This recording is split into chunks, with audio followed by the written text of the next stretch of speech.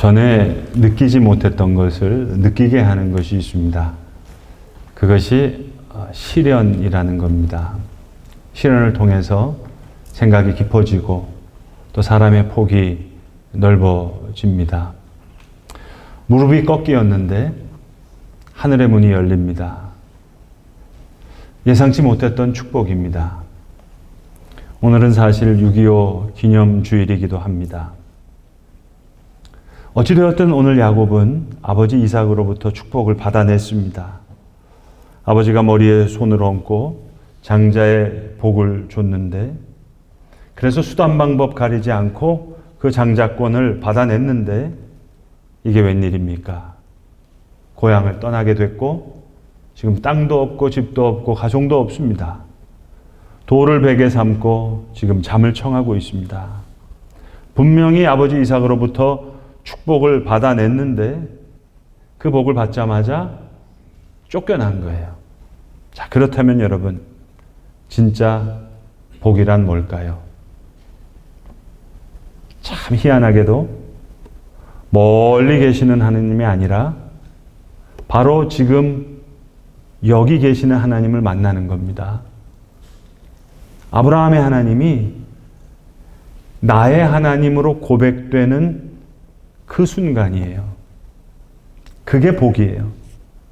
내가 바르고 내가 의로울 때 함께 하시는 하나님이 아니라 하나님의 품을 떠나 멀리 갈 때, 잘못되어 갈 때, 그때 나와 함께 하시는 하나님을 만나는 겁니다.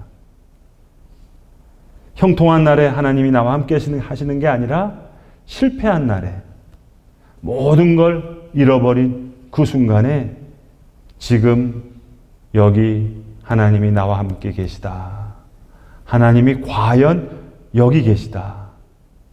그 깨달음을 얻은 그 자리가 바로 벳엘, 하나님의 집입니다. 이미 복을 받았고 주어진 복이 있는데 그땐 모르고 뒤늦게 가서 그땐 좋았지, 그땐 행복했지 그래요. 그리고는 지금은 불행하다고, 미래는 암담하다고 얘기합니다. 이건 구제불능입니다, 여러분. 최소한 어제보다 오늘이 낫다, 또 오늘보다 내일이 나을 것이다, 그렇게 생각해야 되겠는데 거꾸로 생각해요. 그때가 좋았다, 다 지나간 때. 근데 솔직히 얘기하면 그때 그 시간엔 불행했다고 생각했거든요. 그리고 와서 그때가 좋았대요. 구제불능이죠, 여러분. 오늘 야곱이 돌을 베개 삼고 누웠는데 짐승의 밥이 될지도 모릅니다. 처량합니다. 배도 고프고 피곤하고 두렵습니다. 지쳤습니다. 그런데 하늘이 열리고 사닥다리가 보이고 그 위에 하나님께서 나타나셔서 말씀하시는 거예요. 내가 너와 함께 하리라. 내 누운 땅을 너와 내 자손에게 주리라. 한번 생각해 보세요. 야곱이 받은 복이 뭡니까? 지금 땅도 없고 집도 없고 가정도 없어요. 그런데 하나님께서 말씀하시는 거예요. 하나님의 음성이 들려오는 거예요. 그게 복입니다, 여러분. 하나님의 음성이 들려와요. 내가 함께 하리라. 진짜로 그의 여정 가운데 함께 하셨습니다. 그의 가는 길에서 함께 하셨어요. 나중에 외삼촌이자 그의 장인이 된 라반이 야곱을 보고 얘기하잖아요. 하나님이 너에게 복을 주어 너가 하는 일마다 복된 것을 내가 아노라. 자기도 알고 다른 사람도 알 만큼 하나님이 그와 함께 하심을 알게 되는 것. 이게 복입니다. 영어로 고독이라고 할 때는 loneliness라는 말도 쓰고 solitude라는 말도 쓰는데, loneliness, 이건 홀로 남아있어서 외로운 거예요. 아무도 찾아오는 사람이 없어요. 전화 한 통 없어요. 마음이 허전하고 쓸쓸하고 죽겠어요. 그게 외로운 거예요. 그런데 solitude, 이 고독은 적극적인 고독입니다. 하박국 선지자가 얘기하잖아요. 내가 저 위에 망대에 올라가서 하나님을 기다리겠다. 적극적인 고독이죠. 이렇듯 하나님과 1대1로 만나는 그런 고독.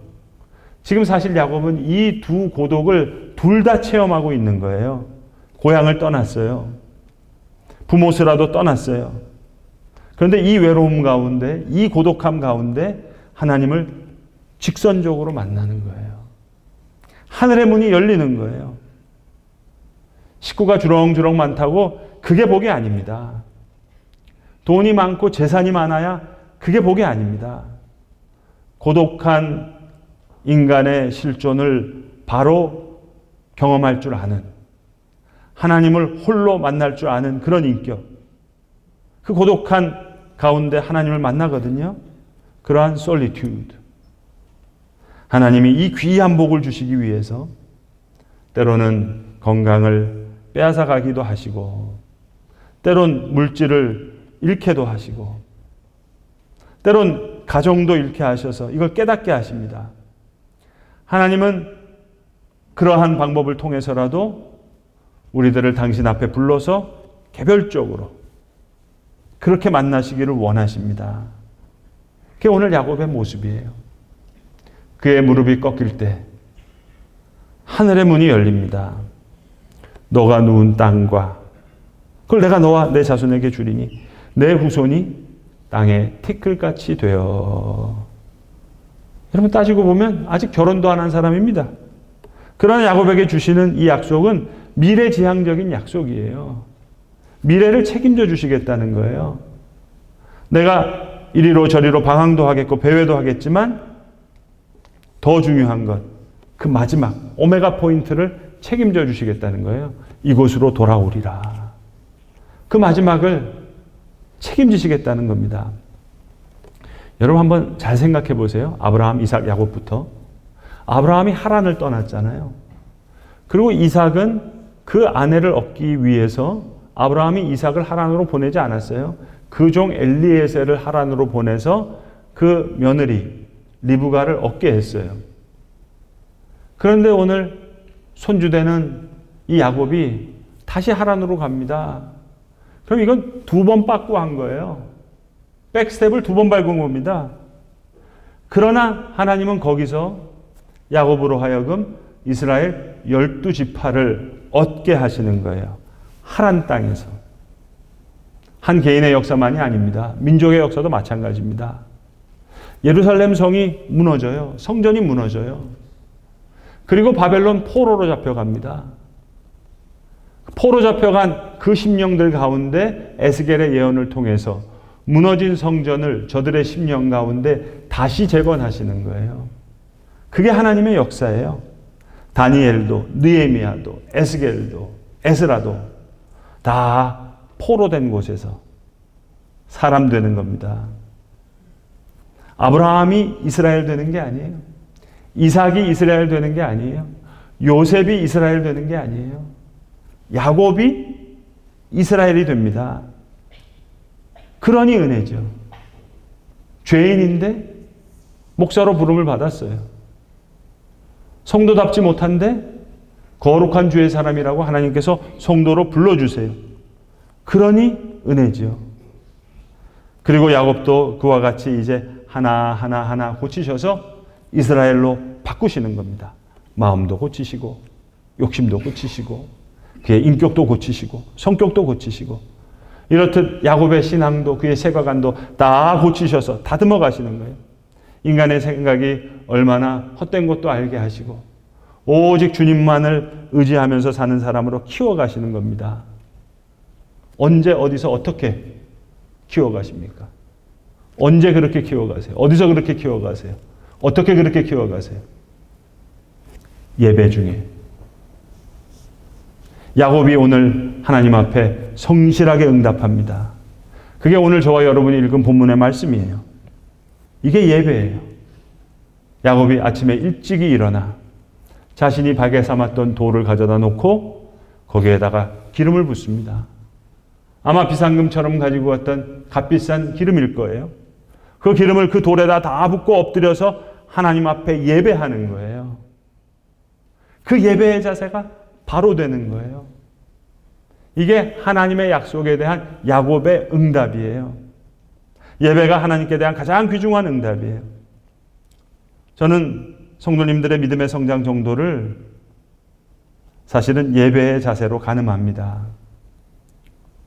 죄송하지만 늦게 오던 분들이 일찍 오시고, 뒤에 앉던 분들이 앞에 오시고, 졸던 분들이 마음을 집중하고, 먼 이야기로 듣던 말씀이 이제 내게 주시는 말씀으로 받습니다. 가까이 주의 말씀을 듣는 예배의 자세가 바로 되는 걸 봅니다.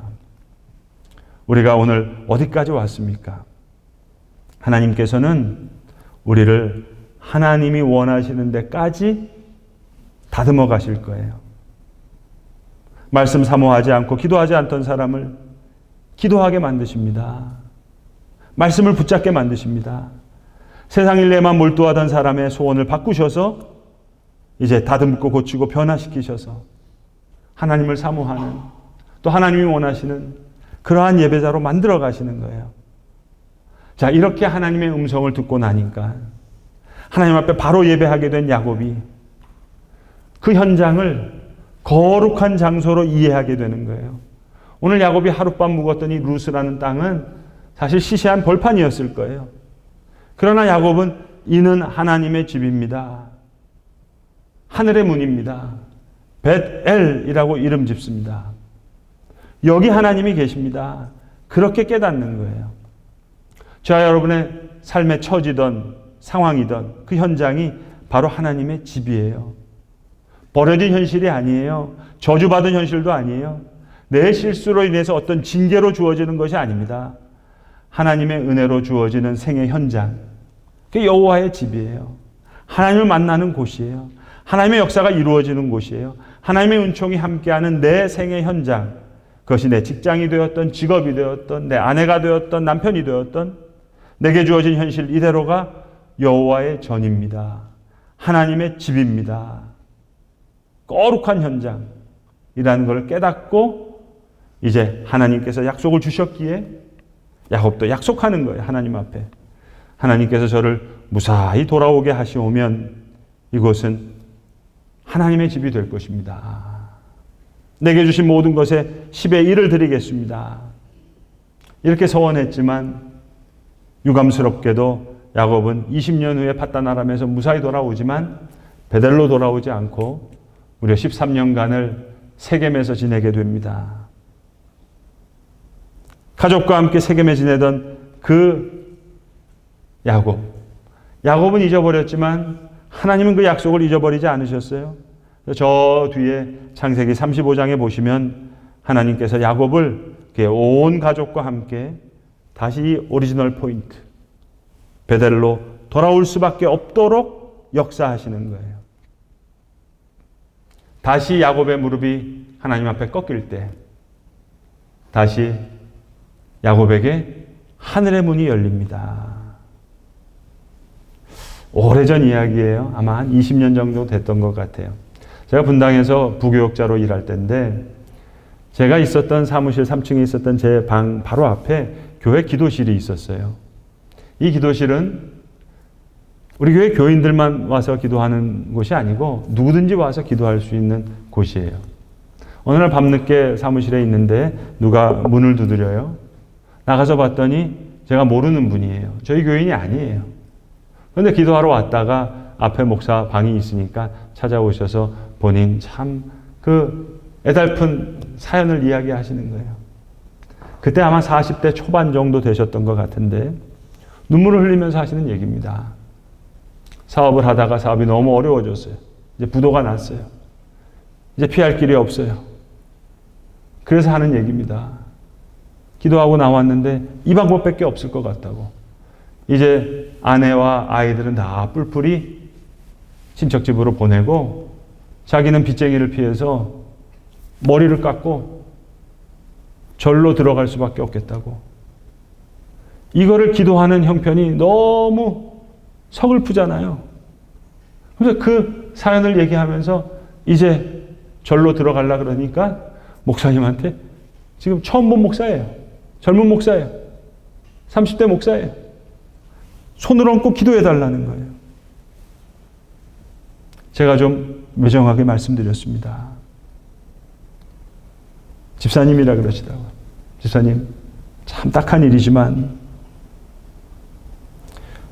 복은 그게 목사라 하더라도 이렇게 구걸하는 게 아닙니다. 복 받을 만하면 하나님께서 복을 주시는 거지. 제게 그런 능력도 없지만 제가 집사님 머리 위에 손을 얹는다고 해서 복이 임하는 건 아닙니다. 이 세상에 어떤 목사에게도 그런 능력이 있는 사람은 단 한 사람도 없어요. 그래서 그분 지금 아마 예순이 넘으셨을 텐데 어떻게 지내시는지 저는 그 이후로 그 소식을 알 수가 없습니다. 하지만 여러분, 하나님 앞에 무릎을 꿇으면 하늘의 문이 열리는 거예요. 오늘 야곱이 그가 받은 축복 장자권을 어떻게 생각했겠어요? 야곱이 어떻게 생각했는지 모르겠습니다만 하나님이 준비하신 그에게 내려주신 복은 베델의 복이에요. 마하나임의 복이에요. 브니엘의 복이에요. 하늘이 열리는 거예요. 내가 너와 함께 하겠다. 20년 동안 팟단 아람에서 고생한 후에 다시 브엘세바로 돌아오는데 많은 소떼와 양떼와 자식들을 가지고 가는데 하나님이 눈을 열어서 마하나임, 하나님의 군대가 나와 함께 하셨다 하는 것을 보여주시는 거예요. 다시 야복강가에서 밤이 맞도록 기도한 후에 환도뼈가 위골되고 난 후에 그것을 브니엘, 내가 하나님의 얼굴을 배웠습니다 라고 고백하는 거예요. 야곱이 이삭으로부터 머리에 손을 얹고 축복을 받았을 때 그 장자권의 축복을 어떻게 생각했는지 모르지만 하나님이 야곱에게 베풀어 주셨던 그 복은 베델의 복이에요. 마하나임의 복이에요. 브니엘의 복이에요. 성도 여러분, 내가 병들었을 때 병을 좀 고쳐달라고 기도하지만 사실은 이 병을 통해 하나님께서 내게 뭘 말씀하시는지 하나님의 지혜를 먼저 생각하는 겁니다. 시련이란 생각하지 못했던 걸 생각하게 하는 거예요. 느끼지 못했던 걸 느끼게 하는 거예요. 오늘 야곱이 돌베개를 하고 눕은 그 자리에서 하나님의 음성을 들어요. 시간과 공간을 초월해서 하나님이 지금 여기 나와 함께 계시다 하는 걸 깨닫는 거예요. 하나님께서 저기 브엘세바 아버지와 어머니와 같이 계신 줄 알았는데 아니, 여기 계시구나. 내가 하나님 앞에 바른 자세로 설 때만 하나님 함께 하신 줄 알았는데 죄를 짓고 고향을 떠났는데 이 죄인과 함께 하시는구나. 아브라함의 하나님이 나의 하나님으로 고백되는 순간이에요, 여러분. 축복이 뭡니까? 의로워서 칭찬받을 만해서 복받는 것? 아니에요, 여러분. 죄인이 복을 받으니까 축복이죠. 의가 없는 사람이 복을 받으니까 축복이죠. 야곱이 지은 죄로 말할 것 같으면 벌받아 마땅한데 아니에요. 야곱을 이스라엘로 바꾸어 가시는 거예요. 죄인과 함께 하십니다. 버려진 자와 함께 하십니다. 소외당한 자와 함께 하신단 말입니다. 고로 무릎이 꺾이었는데 하늘의 문이 열리는 거예요. 여러분, 히브리라는 말의 원뜻은 강을 건넌 사람들이라는 거예요. 유프라테스 강을 건넜어요. 티그리스 강을 건넜어요. 나일 강을 건넜어요. 강을 건넌 사람이에요. 우리말로 번역하면 38 따라지. 그런 말입니다. 고향을 떠난 거예요. 아브라함에서부터 모세까지 모두가 다 고향 떠난 사람이에요. 고향에서 맴돌면서 뭘 기대하지 마세요. 나그네 된 길, 외로운 길, 막연한 길에서 하나님을 경험하는 거예요. 그러니까 하나님께서 아브라함에게 너는 친척, 본토, 아비집을 떠나라 하셨잖아요. 편안한 곳, 익숙한 곳 떠나야 하나님이 이제 나와 함께 하신다는 것을 가까이 느낄 수 있으니까요. 오늘 야곱이 홀로 광야에 서서 보니까 주의 음성이 가까이 들려오는 거예요. 다시 저 창세기 32장에 보시면 야곱이 다시 홀로 남습니다. 자기 자식들, 아내들, 재산까지 다 먼저 야복강을 건너보내고 홀로 남아서 밤을 새웁니다. 적극적인 고독이죠. 홀로. 그리고 하나님과 딱 만나는 그런 시간을 갖습니다. 거기서 이스라엘이라는 새로운 이름을 받아요. 브니엘, 내가 하나님의 얼굴을 봤습니다. 그거예요, 여러분. 아버지 이삭한테 머리에 손을 얹고 축복을 받아낼 때, 형한테 그 장자권을 받아낼 때 야곱이 뭔 생각을 했는지 모르지만 하나님이 야곱에게 보여주신 복은 베델의 복이에요. 마하나임의 복이에요. 브니엘의 복이에요. 여기가 하나님의 집입니다. 내가 여기서 하나님의 얼굴을 뵙습니다. 이게 야곱이에요. 아브라함의 하나님을 이제 나의 하나님으로 고백하는 그 순간입니다. 그래서 오늘 본문 이후로 보시면 하나님은 이 야곱을 이러한 복된 자로 이제 20년 동안 그렇게 양육하시는 거예요. 프로세스예요. 커리큘럼이에요. 교과 과정이에요. 이런 일 저런 일 다 당하면서 야곱이 그렇게 하나님의 사람으로 키워져서 이스라엘이라는 새로운 이름을 얻게 됩니다. 이제 야곱의 입장에서는 멀리 계시는 하나님이 아니에요. 여기 계시는 하나님이에요. 과연 여기 계시도다. 내가 의로울 때, 내가 형통할 때 함께 하신 하나님이 아니에요. 내가 주의 품을 떠나 잘못된 길로 갈 때 모든 걸 다 잃어버린 그 순간에도 하나님 나와 함께 하시는 거예요. 하늘의 문이 야곱에게 열린 거예요. 과연 여기 계시도다. 아브라함의 하나님이 나의 하나님이 되는 그 자리가 베델이에요. 이러한 하나님의 집에 사는 자가 복된 자입니다. 오늘 야곱의 무릎이 꺾인 게 아닙니다. 그에게 하늘의 문이 열린 겁니다. 그가 복된 자입니다. 우리의 무릎이 꺾여질 때 우리에게 하늘의 문이 열리게 될 것입니다. 아브라함이 아니에요. 이삭이 아니에요. 요셉이 아니에요. 야곱이 이스라엘이 됩니다. 이것이 하나님의 역사요. 이것이 하나님의 은혜인 줄로 믿습니다. 기도하겠습니다. 아브라함과 이삭과 요셉이 아닌 야곱을 불러 이스라엘로 삼아주신 하나님의 역사, 하나님의 은혜를 찬양합니다. 죄인이 복을 받으니 은혜인 줄로 믿고 또 의가 없는 자가 복을 받으니 주님 축복인 줄로 믿습니다. 하나님 앞에 우리의 무릎이 꺾일 때 우리가 생각지도 못한 하늘의 문이 열리는 그 귀한 복을 받아 누리게 하여 주시옵소서. 우리 구주 예수 그리스도의 이름으로 기도드리옵나이다. 아멘.